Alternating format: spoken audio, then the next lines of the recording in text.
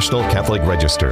This is Register Radio, bringing light and clarity to the news and topics that affect your life. Well, Happy New Year. 2025 has begun, and it's shaping up already to be a potentially tumultuous year, politically and culturally. But it's also a year blessed by a jubilee for the Church.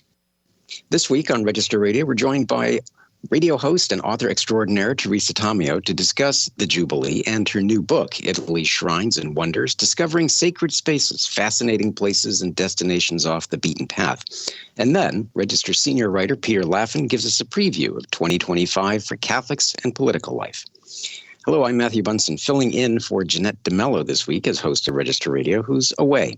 I'm joined here in Washington, D.C. by Shannon Mullen, Editor-in-Chief for the National Catholic Register. Shannon, welcome and a Happy New Year to you. Same to you, Matthew. Well, the year has certainly started with a lot of news, let's put it that way. But let's go back just a couple of days into 2024 and the opening of the magnificent Holy Door of St. Peter's and everything that brought with it. Yeah, absolutely. This is the beginning of a jubilee, the Jubilee of Hope. This happens only every 25 years, so it's a big deal for the Church. In fact, our current newest issue of the Register's print edition is really focused on the Jubilee. So it's going to be a jam-packed year of a lot of special events in Rome, especially. And I know that there's a particular article that caught your eye, caught my eye too, from Hannah Brockhouse on the preparations in Rome for the Jubilee. Can you talk more about that? Yeah, I've heard it said that the city of Rome kind of waits for a Jubilee to do its kind of infrastructure upgrades, and that is the case this time. So something like $5 billion of infrastructure upgrades, a lot of transportation upgrades, some street repairs and things like that. But there's some pretty remarkable transformations. I mean, things that well-known tourist destinations like the Trevi Fountain have gotten a major refurbishment, and there's new plazas and pedestrian walkways kind of leading into the Vatican. So there's a lot of physical changes in the Eternal City. Well, I know somebody who knows an immense amount of Italy is Teresa Tomeo. And for the very few people who don't know who Teresa Tomeo is, she is the host of the Catholic Connection on EWTN Radio. She is also an accomplished traveler, an expert on Italy, and also is the founder of Tease Italy, a travel consultation company. And, of course, she's also a prolific author, including her new book that I was just mentioning, Italy, Shrines and Wonders. Well, Teresa, as we were thinking about somebody to help unpack a little bit more about the Jubilee, you immediately came to mind, because you've been to Italy so many times, you're an expert on this, but also I know that you've been reflecting on the Jubilee quite a bit as we've headed into 2025. Yeah, thanks, Matthew, and so great to be on with you and Shannon as well. And it's incredible. I watched my husband and I on Christmas Eve, thanks to the wonderful cooperation with the Vatican, EWTN, and other Catholic outlets. We were able to watch that beautiful Mass on Christmas Eve, the Vigil Mass on EWTN, as the Holy Father knocked on those doors at St. Peter's and opened those doors. It was such an iconic moment, such a powerful moment. And I just said to my husband, I said, this is the eternal city, eternal because of our faith. And so many smells and bells, and watching that, I was just so grateful for my Catholic faith and the opportunity to be able to see this on television live as it was happening. This is an incredible year. As Shannon said, it only happens every 25 years. And the Pope, of course, can decide to have an extraordinary Jubilee, which he did for the Jubilee of Mercy, which was a few years ago, of course. But this is something really special. And, of course, the bulk of it will be in and around Rome. They've continued to open other holy doors since then, of course, going to the major basilicas and the prison outside of Rome. But what an opportunity. Even if you can't get to Rome, I'd really encourage people, especially faithful Catholics, to do more, to make sure they follow all of our outlets, to see what a Jubilee really means and the history of it in the Church. It goes back so far, of course, to the Old Testament, of course, with our Jewish brothers and sisters, but the history of it dating back to the 14th century with our own faith. So it's a phenomenal time for all of us to celebrate being Catholic. Yeah, what's been the reaction of the Italians to this? I know that they have seen many a Jubilee, certainly since 1300, and Pope Boniface VIII, and they tend to have a somewhat, well, I wouldn't say laid back, but it's nothing they haven't seen before. So how are they reacting to this one? Well, it's interesting. I think they're thrilled about it. Now, first of all, from a very practical perspective, you and I both know, frequent travelers to Italy, that COVID really hurt all tourism, but especially in Italy. And it really is coming back. The numbers are well surpassing 2019, which was a record year for Italy. So first of all, from a practical perspective, seeing more people visiting the churches, they're very excited about welcoming people, and Italians are very, very friendly. I think there is also an excitement, especially among the faithful. My husband and I, as you know, now reside part-time in Italy, in Umbria. And in the smaller towns especially, they're really embracing their faith in an even deeper way. We've noticed that. So many preparations, and even though obviously most of it is in Rome in terms of the big celebrations, they're really excited, and it's a spotlight on Italy, especially Rome, but it's a spotlight in Italy, and I think they're very excited. I haven't heard anything negative. That there may be a little bit concerned in Rome about the additional traffic and whatnot, because tourism will be up. And I've heard several different numbers. I've heard 30, I've heard 35, and then last month, my husband and I are members of the Vatican Patrons of the Arts Michigan chapter, and Monsignor Hogan from Rome was visiting our chapter, and he said to me that they're hearing at the Vatican it could be up to 40 people in Rome. So there might be concern, 40 million. There might be some concern about traffic and congestion, but overall I think there's a good deal of excitement. Teresa, your book shares insider intel about some of the gems off the beaten path. The downside of doing that, of course, is you might create a new beaten path to those gems. But can you mention a couple of things that, if somebody does joins that 32 million people coming to Rome, that you'd really want them to kind of veer off the regular program and check out? Oh my gosh, where do I begin? There's so many great places. Yeah, I think first of all, you have to plan ahead, obviously, to make sure you want to do the big things. If you've never been to Rome, obviously you're going to walk through the Holy Doors of St. Peter's. You want to go to the Sistine Chapel and the other major basilicas, St. Mary Major, St. Paul outside the walls, St. John Lateran. But I would love to see people go into some of the neighborhoods of Rome, Testaccio neighborhood, or especially my favorite neighborhood in Rome is Trastevere. And one of my favorite churches in all of Rome is Santa Cecilia, which is kind of tucked in the back away from the tourist area of Trastevere. And it's a very large church, and it even has a crypt below and little catacombs underneath and all these things related to Santa Cecilia. But that is the kind of place where you can kind of get away from the maddening crowd and have your own peaceful Jubilee moments to kind of venture off into that area. Now, if you wanted to go outside of Rome, there's so many wonderful places. You could do a beautiful day trip. And I would highly recommend, if you want to learn more about the history of the church, to head to Viterbo, which is still in Lazio. So you're talking maybe about an hour with traffic, maybe 90 minutes from Rome.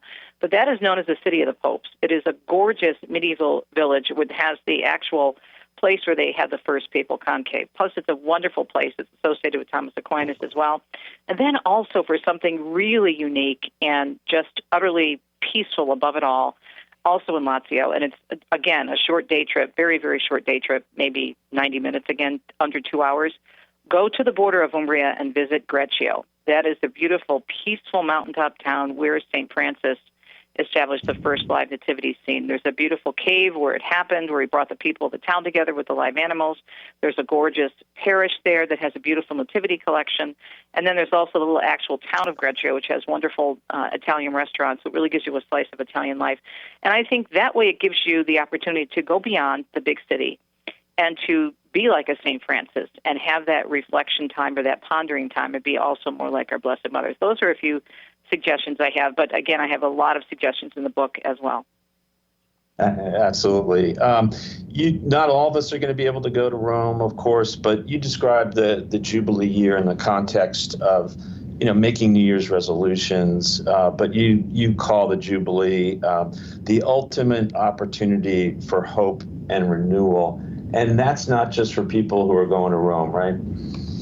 Yeah, it's really, I think, a beautiful thing. You can obviously follow along. Again, I want to refer, not to give us a shameless plug, but our crews all over the world for the Register, for Catholic News Agency, for EWTN Radio and TV are doing a fabulous job of covering this from a number of different perspectives. So stay tuned to what we're doing and the articles that we're putting out there. But then secondly, start with your own diocese or archdiocese. I was talking on the air. I was interviewed by the CBS affiliate in my hometown of the Archdiocese of Detroit last weekend about what's happening with the Jubilee year. Our Archbishop, Alan Vigneron, kicked off the Jubilee year last Sunday with a beautiful Mass at our cathedral, Blessed Sacrament Cathedral in Detroit. And then he's also picked 12 sites in addition to the cathedral where people can visit in order of taking a local part in the Jubilee. And this is a really neat thing to do, to start in your own diocese and then to watch what they're doing in Rome, to follow along what the Pope is doing, obviously watching us, but also going to the Vatican website. But your own diocese has been encouraged by the Pope and instructed by the Pope to have their own Jubilee events. So you can make your own pilgrimage literally right in your own backyard. I mean, the different places that our Archbishop has chosen, the Archdiocese of Detroit, which is very large, go from north, south, east, and west. And many people may be familiar, for example, with Blessed Solanus Casey, who passed away in Detroit and was, of course, beatified not too long ago. And there's a beautiful Solanus Casey Center, which is one of the sites for our Jubilee event. So I think people might be surprised if they'd be like Dorothy, and maybe if they can't go anywhere in their own backyard, they'll find quite a lot there too. So check your own diocese or archdiocese, and of course follow along, even if you can't go to Rome, online and also with our different outlets. Yeah, well, Teresa, I know we're just about out of time for this segment, but where can people find your book? Well, they can go to the EWTN Religious Catalog. That would be EWTNRC.com. It's also available on my website, teresatomeo.com. And I really help people get it. Matthew, I put my whole heart and soul into this one. It's over 400 pages, and I'm so grateful for EWTN for publishing the book. And it will be available. It's available for pre-order now, but it'll be hot off the presses in just about 2 weeks. And they did such a beautiful job. There's photographs, there's recipes, there's celebrations. There's a story of how Dominic and I first started to go to Italy, and we're sharing our hearts. And also there's beautiful testimonies of people who've had profound religious experiences after going to Rome and Bella Italia. So I hope you pick up a copy of Shrines of Wonders. Yeah, and don't be daunted by the 30, 40 million people who'll be in Rome. If you have a chance to go somewhere during the Jubilee, definitely go. Yes, but I would say go toward the end of the Jubilee year. The crowds will be less. Like go in late fall. That's a perfect time to go. Right. Oh, it's a great time to go anyway. Yeah. Well, Teresa, thank you so much, and congratulations on your new book. Thanks to both of you and all the great work you're doing for the Jubilee year, but all around. Well, stay tuned to Register Radio here on EWTN Radio. When we come back, we're joined by Senior Writer for the Register, Peter Laffin, to talk about what's ahead in 2025 in the political and cultural worlds of the United States.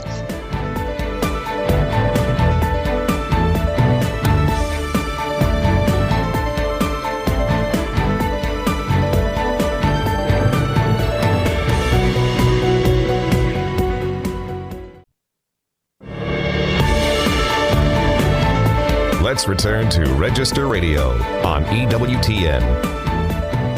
And welcome back. I'm Matthew Bunson, EWTN News' Vice President and Editorial Director, filling in for Jeanette DeMello today, who's off, but joined happily, very happily, by Shannon Mullen, the Editor-in-Chief for the National Catholic Register.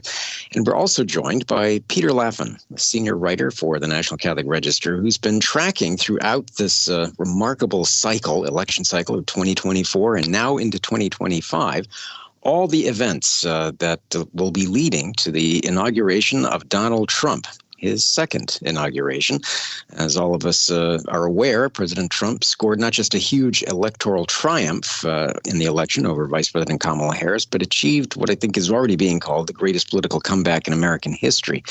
His return to the White House has many ramifications for the country, for the world, and for Catholics. To talk about all of that, delighted to be joined by Peter, as I said, who's been something of our eyes and ears on the ground, covering everything. First, Peter, thank you. I know that it seems a long time ago that you were at the Democratic National Convention, doesn't it? It seems like 5 lifetimes ago. So much happened in the course of 2024 that I think I may have said this on the last show.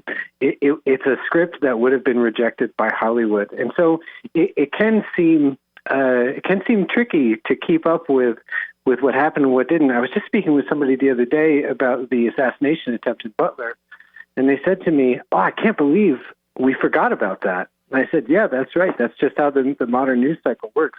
Any of the events of 2024 that, if they had happened on their own, would have been the biggest story in history, in modern political history. But they all happen to happen in a year."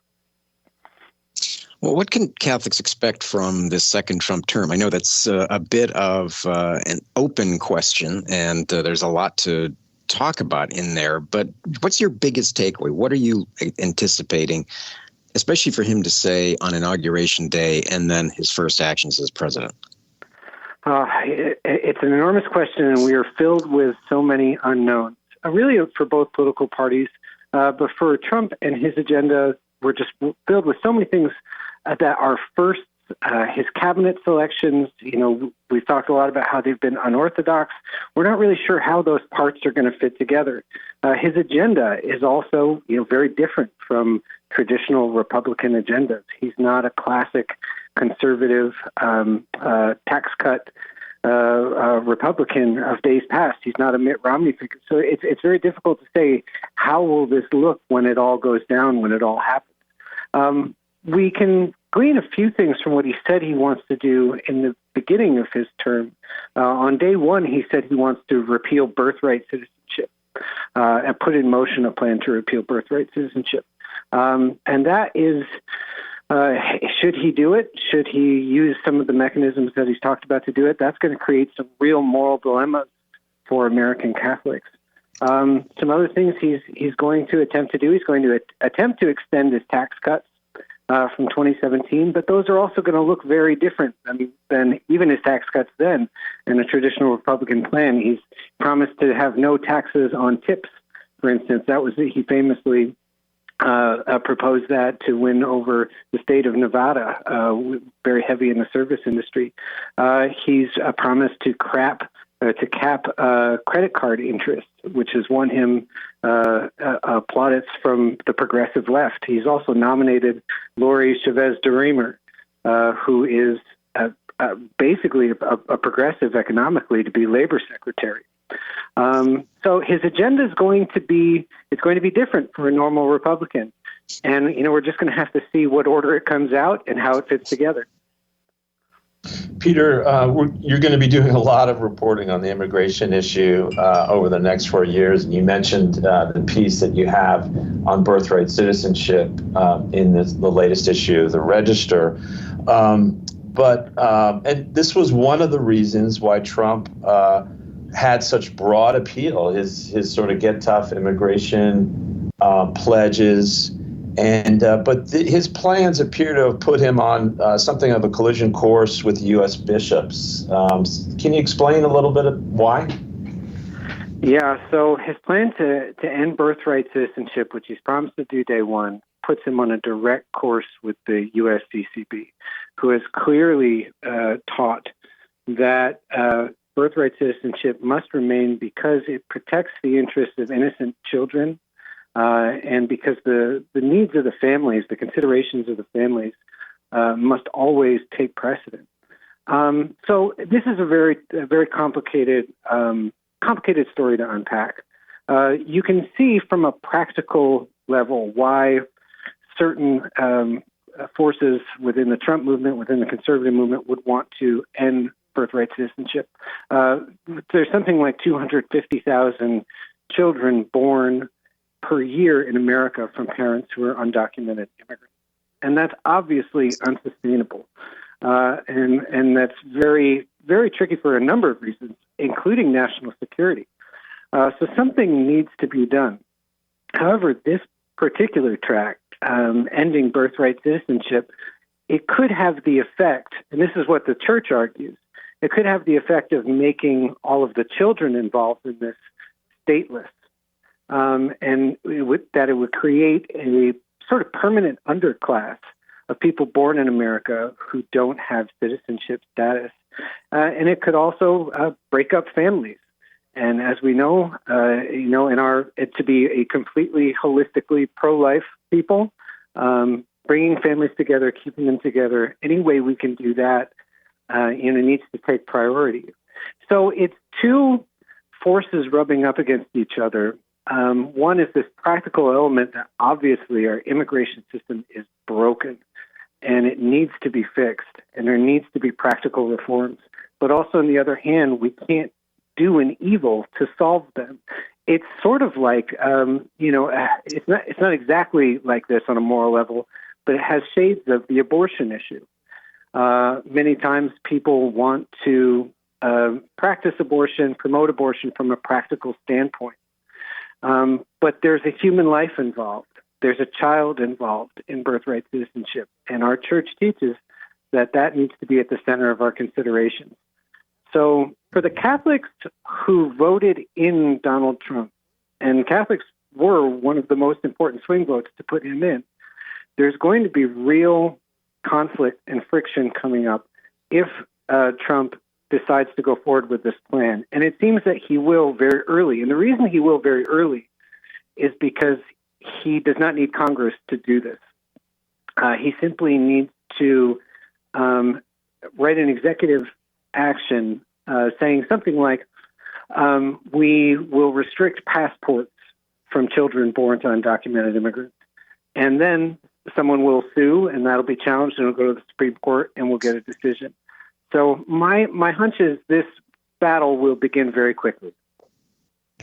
Yeah, it really, for me, just to put a little bit of a plug for the Register, your reporting on this issue is a great example of where, there's a big Catholic dimension to this very large and controversial public policy debate that's going on. And, you're not going to see that in mainstream coverage, but you always incorporate that in your reporting and how you explain these issues. Let's just talk for a minute about the Democrats, because I'm interested. The party is kind of all over the map right now, and some are doubling down on the same policies that kind of contributed to their defeat in the first place. And so you see states like California Trump-proofing, their states. But others are acting as if there's some lessons to be learned from the election and Trump's broad appeal. So what are you expecting briefly from the Democrats as we get this Trump 2.0 started? The strength of the Democratic Party in the Trump era has been that it never questions itself. And that's created like a police state within a party. If you question any of the more radical proposals, you were seen as maybe aiding and abetting Donald Trump in some way. And so the way that Trump won this election by winning a record number of Hispanic men, of black voters, young voters, it forces this conversation on Democrats. They have to question themselves now. And we don't know what the results of that questioning process is going to be. It doesn't even really seem that it's begun yet. It seems that Democrats are today, at this moment, in just a malaise. It's a very sad ending for the Biden administration, and you see the energy just so low on their side. Whereas the first time Trump was elected, they were out in the streets the next day, protesting, rioting, and now we're seeing none of that. And that's because it knows to be a viable force, it does need to have those changes. It needs to have those conversations. It needs to ask itself difficult questions. And what will be the result of that? Anybody could say at this point. A few things, though, that are important to consider moving forward of how a power structure might fill itself out in the Democratic Party and who these specific people might be. The Obama team, which has been very strong and very in charge of the Democratic Party for the past decade, they're on the outs. They are seen within the party as mishandling 2024 when they took over for Kamala's election. The Clinton people, one of the other legs of the Democratic Party, they're very old. they're aging out. James Carville is in his 80s. A lot of the people who are loyal to the Clintons just don't have that kind of pull anymore. But then there's the Bernie coalition, the progressive, the AOC group. Something really interesting is happening among that cohort. They seem to suddenly be suddenly open to the MAGA movement, suddenly open to Donald Trump, particularly on some of these economic issues. And even some of the left-wing news outlets are making something like a right turn or a populist right turn. You've seen some work in The Nation, in the Young Turks in the last few weeks that signals, okay, maybe progressives want to work with the MAGA movement. And so what is this going to look like in 6 months and 12 months? Oh, who knows? But it's really Peter, interesting to see the forces realign. Peter, I know that you'll be there every step of the way covering it for us for the National Catholic Register and for EWTN News. So you'll be in our prayers. I know it's a hard road ahead. Thank you, Matthew. Well, that concludes this week's episode of Register Radio. Thank you so much for joining us. Remember, for more news, analysis, and commentary, check out the National Catholic Register online at ncregister.com. Thanks again for being here on EWTN Radio. Until next week, on behalf of our producer, Michael McCall, myself, Matthew Bunson, and Shannon Mullen, Editor-in-Chief of the National Catholic Register, please take care and God bless.